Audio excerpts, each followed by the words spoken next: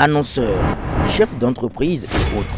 Bref, population d'ici et d'ailleurs, cet espace vous est réservé pour la promotion de vos produits et activités, non seulement en français, mais aussi en fond, Ditamari, Fulfulde, Batoum, Dendi. À vous le choix. Pour en savoir plus, veuillez nous contacter au numéro suivant 97 64 79 91 ou 97 17 51 35. Ousmane Batokor, une des têtes pensantes du PRPB, ancien ministre, précédemment président de la Cour suprême du Bénin, a, à travers une interview à lui accordée par notre confrère de DNTV, fait de graves révélations. Des révélations qui ont ému bien de nos compatriotes parce que, à la limite, il a voulu amputer la responsabilité de cette tentative de coup d'État à la victime elle-même, en l'occurrence le président Patrice Talon. Grande équation étonnante pour tous les Béninois. Et il faut maintenant creuser pour savoir ses motivations. Pour en parler, nous avons cherché et trouvé la personne qui semble connaître le ministre Ousmane Batokor correctement pour l'avoir battu en 2003 aux élections communales qui ont porté du moins ce monsieur à la tête de la municipalité de Parakou contre les prévisions d'Ousmane Batokor. Et là, non, Rachid Bravansi, l'infatigable qui a coutume de nous venir en aide pour nous donner certains éclairages, a accepté de nous tenir compagnie à travers ce périple où nous allons évoquer tous les détails concernant cette intervention de l'ancien président de la Cour suprême du Bénin. Mesdames, Messieurs, bienvenue de nous retrouver sur votre émission préférée, Tour d'horizon, qui reçoit pour vous l'honorable Rachid Bravansi. L'honorable Rachid Bravansi, bonjour et merci d'accepter de nous faire cet honneur malgré votre calendrier chargé. Merci beaucoup, cher ami Takou, de m'avoir invité encore une fois sur votre plateau pour situer l'opinion publique et sur ce qu'on appelle l'actualité politique et dire la vérité à l'opinion publique. Une fois encore, je vous remercie. Je suis prêt à répondre à vos questions. Votre ancien collègue, conseiller municipal de la ville de Parakou, je veux faire allusion aux élections de 2003, Ousmane Batokor a réagi avant-hier par rapport à la situation politique du pays, en l'occurrence le coup d'État. Quel sentiment cela évoque à votre niveau?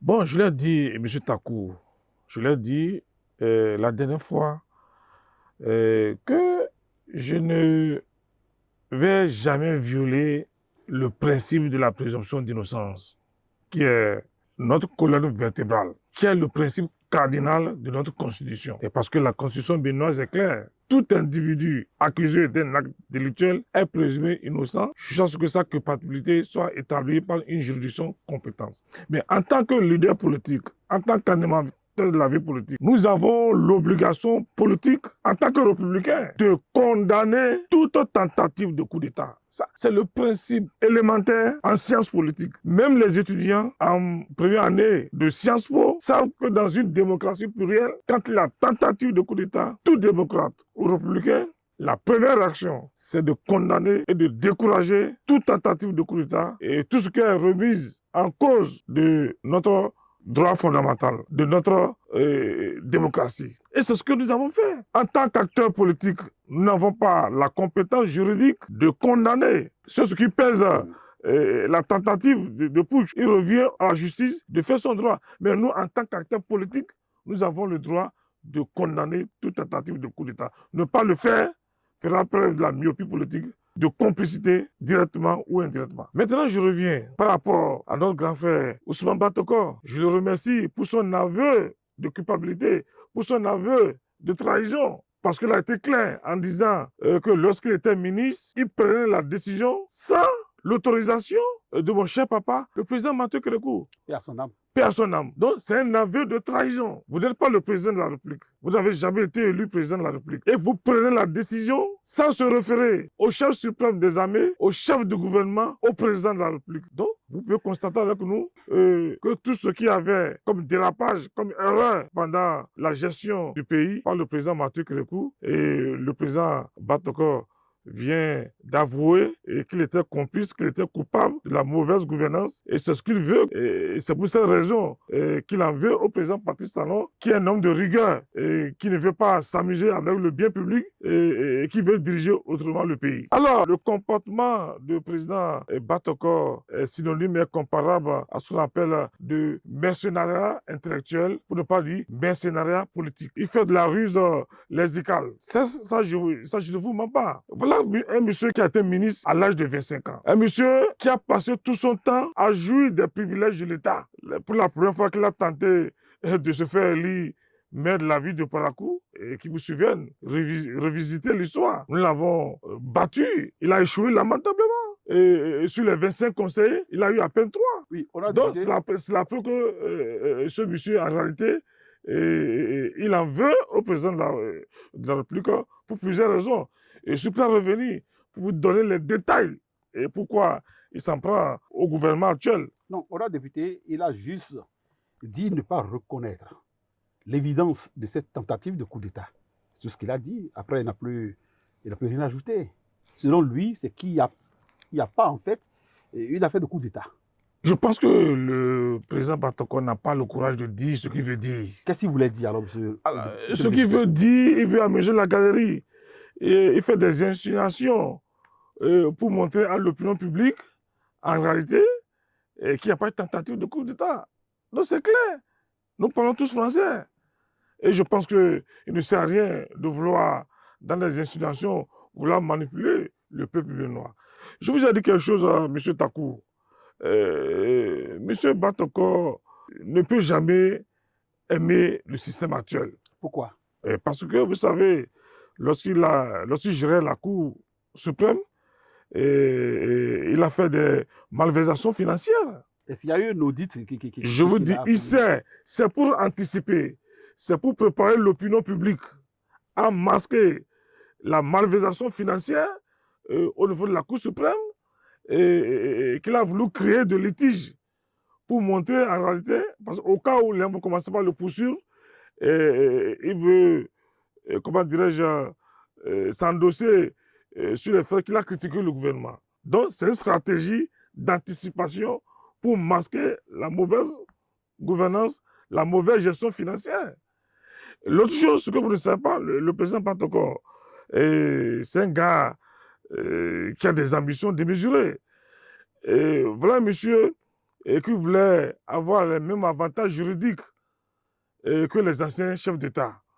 Vous savez, les anciens chefs d'État, le président Patrice Talon, respectueux de ces années, a fait bénéficier aux anciens chefs d'État des moyens de retraite. Et aujourd'hui, les chefs d'État bénéficient de certains avantages, de certains privilèges sur le plan financier en tant qu'ancien chef d'État. Batoko voulait que ces avantages juridiques-là, pour que les anciens présidents d'institutions puissent bénéficier des mêmes avantages juridiques. C'est-à-dire tel que le président de l'Assemblée nationale, le président de la Hague, le président de la Cour suprême. Alors non, les anciens présidents de la République occupent une fonction suprême. Ils ont été garants. Est-ce qu'il a fait la requête?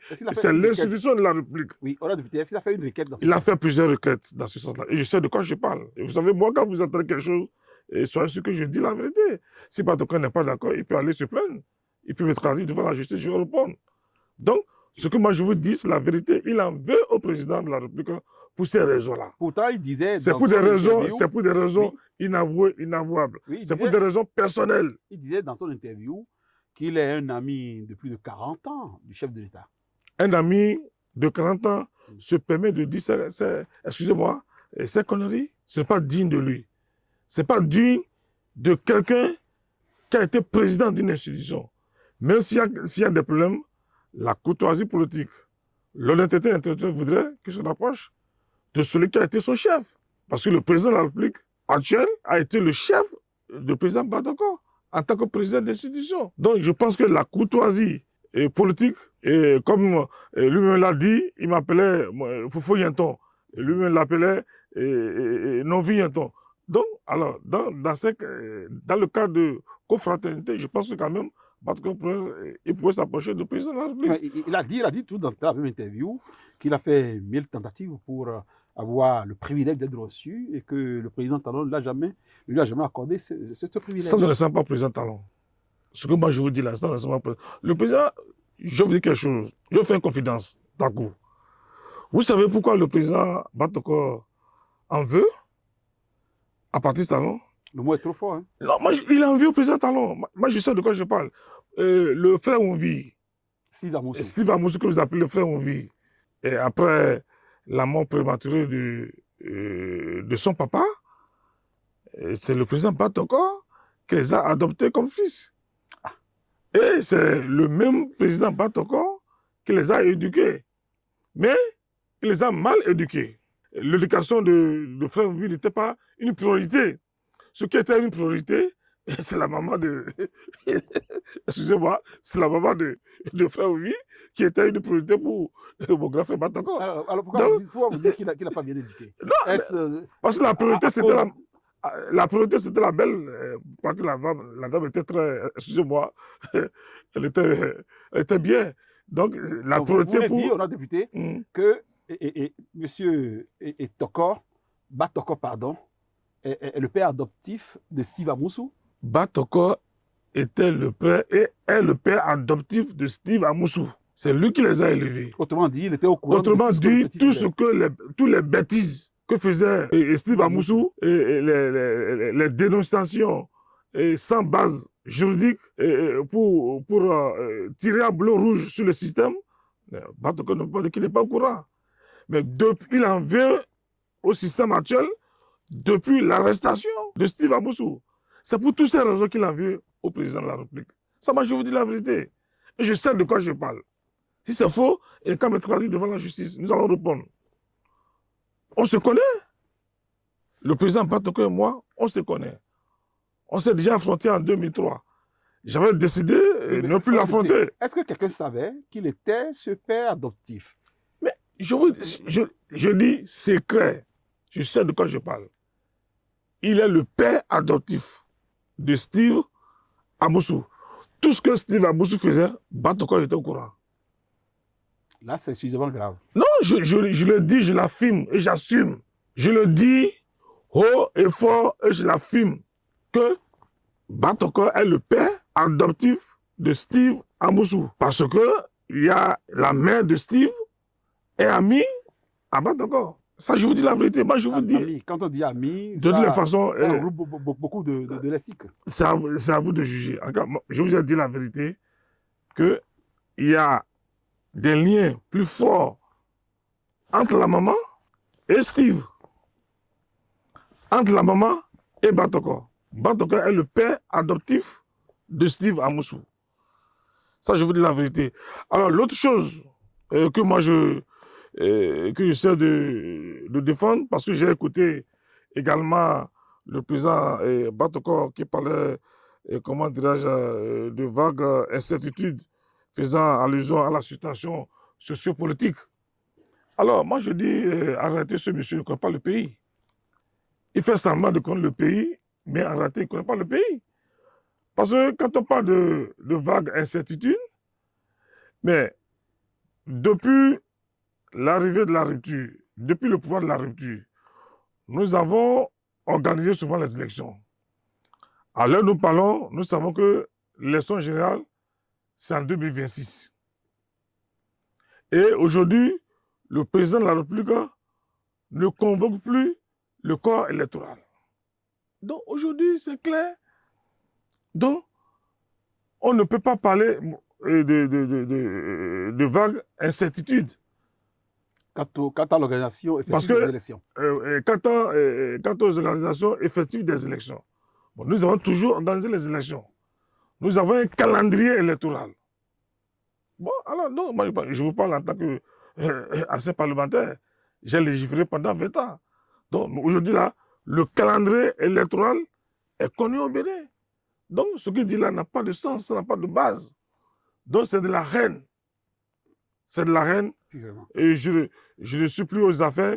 Et je ne trouve plus les moyens. Et il faut comment dirais-je, chauffer le président et pour que le président me trouve quelque part où me placer. C'est de chantage politique. Le président de la République est victime de chantage. Et je pense le président de la République, quand oublié ce monsieur-là, il n'a plus d'avenir. Oui, vous qui connaissez... Il a été depuis 25 ans ministre dans ce pays. Même chez lui, à Parakou. Batou Kanaka dit ce qu'il a fait à Parakou. Chez lui, à Parakou. Même dans son village, à Bakala. Il n'a qu'à dire ce qu'il a fait. Donc il n'a pas de leçon. En matière de bonne gouvernance, en matière de gestion publique, Batou Kanaka n'a pas de leçon à donner au président Patrice Talon. Mais il a géré la Cour suprême. Dans une malversation. Moi, je sais de quoi je parle. Et pourquoi il y a des malversations financières. Et pourquoi il n'a jamais été inquiété? Il sait que c'est en cours. Et c'est pour anticiper. Parce qu'il sait que c'est possible. Parce qu'il sait qu'en matière de malgouvernance, en matière de mauvaise gestion, Talon ne fait pas cadeau. Talon n'a pas d'amis. Même son propre fils, il n'a pas d'amis. Il sait que tôt ou tard, il sera interpellé. Donc c'est pour anticiper, pour maquiller, qu'il a commencé par se faire passer pour un opposant. Pour que quand ils vont l'interpeller, qu'ils disent c'est parce qu'il a mal parlé du régime qu'on l'a interpellé. C'est une stratégie pour anticiper. Pour la députée, vous avez souvent invité vos anciens collègues députés à des débats contradictoires. Est-ce que vous le faites de même à l'endroit, la même requête à l'endroit du président Batakor? Voulez-vous le recevoir sur une émission en débat contradictoire? Et Takou, monsieur Batakor sait que je n'ai pas peur d'un débat contradictoire avec lui. Il le sait. Parce qu'on s'est déjà connus en 2003. En 2003, donc, grand docteur en droit, tout ça là, il est venu à Parakou, mais nous sommes affrontés sur le terrain. L'histoire est là. Il voulait être maire de la ville de Parakou. Moi aussi, je voulais être maire, mais il m'a traité d'épiphénomène à l'époque. S'il est prêt pour un débat contradictoire, invitez-le ici. Je suis prêt pour l'affronter. Nous allons faire la requête à son endroit. Il ne va jamais accepter. Vous ne savez rien. Parce qu'il me connaît. Il ne va jamais accepter. Proposez-le ça. Vous dites, il y a un débat contradictoire avec Badamassi, il va dire non. Parce qu'il n'est pas un modèle pour la jeunesse. Le président Batakor n'est pas un modèle pour la jeunesse. Et c'est de quoi je parle. L'histoire, c'est le récit des événements passés. C'est ça qu'on nous a enseigné à l'école. Alors, comme actif, le président Batakor dit d'une manière visible ce qu'il a fait pour sa ville. Je parle de Parakou. Moi, quand on me dit, qu'est-ce que tu as fait à Parakou, je vais citer. Mon bilan est un bilan élogieux à Parakou. Les écoles, les modules de classe, oui. Les rues. Aujourd'hui, le symbole de Parakou, quand vous allez aujourd'hui à Parakou, le symbole même de la ville, la place de municipalité, c'est moi qui l'ai construit. Oui, donc, on ne peut pas donner non. Vous savez, je vous dis quelque chose, Takou. C'est dès la naissance que le veau dépasse le mouton. Et la chicotte du chat ne se trouve pas dans la main de la souris. Même si la cour du mouton est sale, il ne revient pas au cochon de le dire. Autrement dit, il ne revient pas à Batakor de donner des leçons de démocratie, de la bonne gouvernance au président Patrice Talon. Le président Patrice Talon, s'il n'existait pas, il fallait l'inventer. C'est un don de la nature. C'est un don pour le peuple béninois. Mais écoutez, Batakor devait se cacher devant le bilan incomparable et le jeu du président Patrice Talon. Aujourd'hui, quand vous allez sur toute l'étendue du territoire national, il n'y a pas cette région aujourd'hui du Bénin qui n'a pas de marché. Du nord au sud, de l'est à l'ouest, le Bénin en chantier. Les cantines scolaires. Dites-moi aujourd'hui, quelle leçon de gouvernance le président Batakor veut donner à Patrice Talon? Oui, quand il parle des institutions de la République, c'est-à-dire qu'il dit une chose et ce contraire. Il dit les institutions de la République marchent. Mais dans quel état? Lui, il est dans le Dieu des secrets. C'est un Dieu pour savoir ce que chacun pense dans sa maison. Non. Moi, je pense que Batakor aurait eu l'honnêteté intellectuelle de dire « Je regrette parce que la tentative de coup d'État n'a pas marché. » Est-ce qu'en temps... Il aurait pu dire, parce que ce qu'il veut, mais les insinuations, on sent qu'il regrette parce que le coup n'a pas marché. Il n'a pas eu le courage de le dire. Mais en le sentant, en le voyant parler, on sent qu'il regrette. Est-ce a dit qu'il est un proche des personnes mises en cause, l'une des personnes mises en cause, à savoir Olivier Bokor, c'est celui qui est le plus gros. Écoutez, juste à coup, quand vous entendez un intellectuel faire des insinuations en disant que dans certains pays, il y a des officiers qui font semblant de coup d'État juste pour avoir les galons, juste pour avoir, et comment dirais-je, l'étoile, on sent qu'il est en train de décortiquer, de démontrer indirectement qu'il y a des doutes au niveau de la tentative de coup d'État. Est-ce que cela suffit pour que la personne soit interpellée en droit et dans un pays? Non. Quand il y a un événement de ce type et que des intellectuels viennent remettre ça en cause en donnant des interprétations de ce type, est-ce qu'on peut les interpeller? Moi, je dis que Batoko n'est pas un intellectuel. Il est docteur. Non, non, il y a une différence entre intellectuel et les titulaires de diplôme. Batoko, c'est un titulaire de diplôme. Un titulaire de diplôme. Parce qu'un intellectuel, c'est la capacité de mettre en exergue ses réflexes et les mettre au service du pays. C'est deux choses différentes. On peut être intellectuel, on peut être titulaire de diplôme et ne pas être intellectuel. Parce qu'un intellectuel n'opine pas comme ça. Surtout s'il se fait appeler docteur en droit. Parce qu'il sait que l'affaire est en instruction. Alors, il aurait pu se taire. S'il n'a pas le courage d'aller jusqu'au bout de ses réflexes, pour moi, il n'est pas un intellectuel. Voilà, député. Parce qu'il n'a pas la capacité d'opiner. Voilà, Il n'a pas la capacité de parole. On va peut-être aborder en termes de mots de fin de votre part et le bilan du président que vous semblez évoquer tout à l'heure. J'aimerais vous demander qu'est-ce que le président Talon a pu faire et comme ça, à parcours votre cœur pour que vous soyez dans cet engouement à le porter, à faire en sorte que les gens le prennent pour un messie. Vous allez répondre à cette question en termes de mots de fin pour qu'on clôture cet entretien. Takou, avoir dit que toi et Nikwe. Vous comprenez le fond, honorable? C'est ce que ça dit. Il faut avoir l'honnêteté intellectuelle de rendre hommage à son adversaire s'il fait bien. Takou, prenez aujourd'hui l'empire de Niki, le berceau des bâtons et beau, le royaume des Bariba, des Wassagari. Quand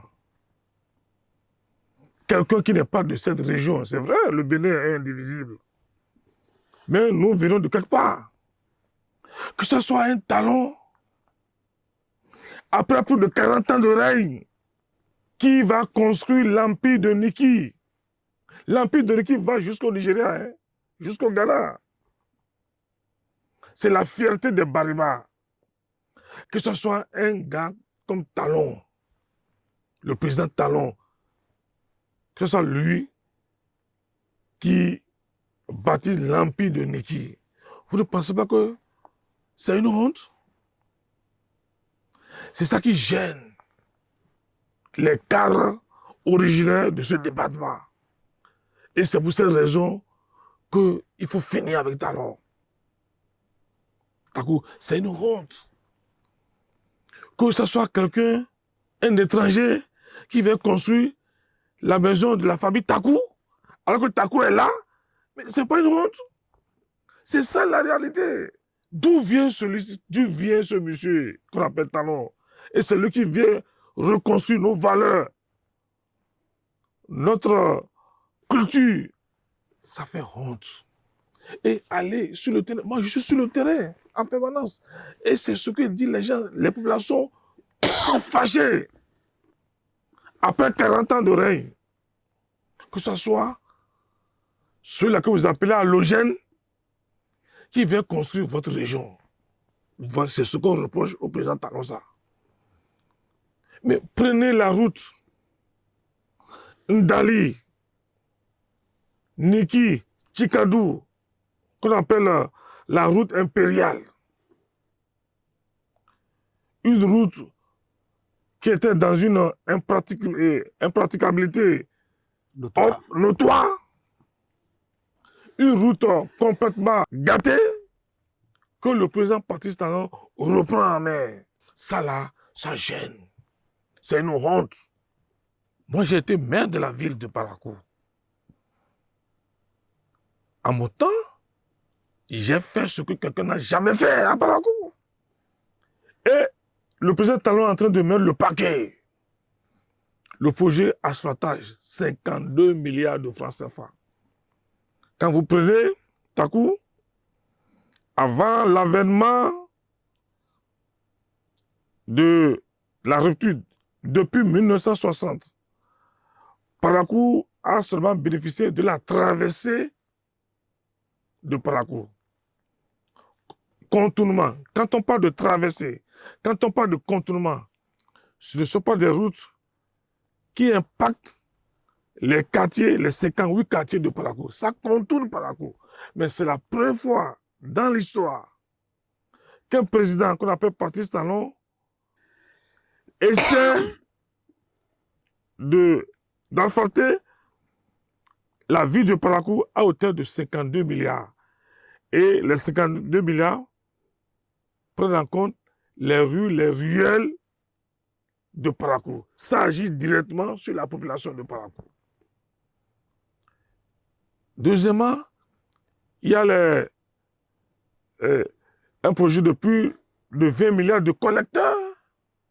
Mais si on ne faisait rien d'ici quelques années, l'érosion va emporter les maisons de Parakou. Mais il a fallu un génie, un révolutionnaire comme Patrice Talon pour la ville de Batoko que Talon est en train de faire. Merci, honorable député. Donc ça, ça gêne.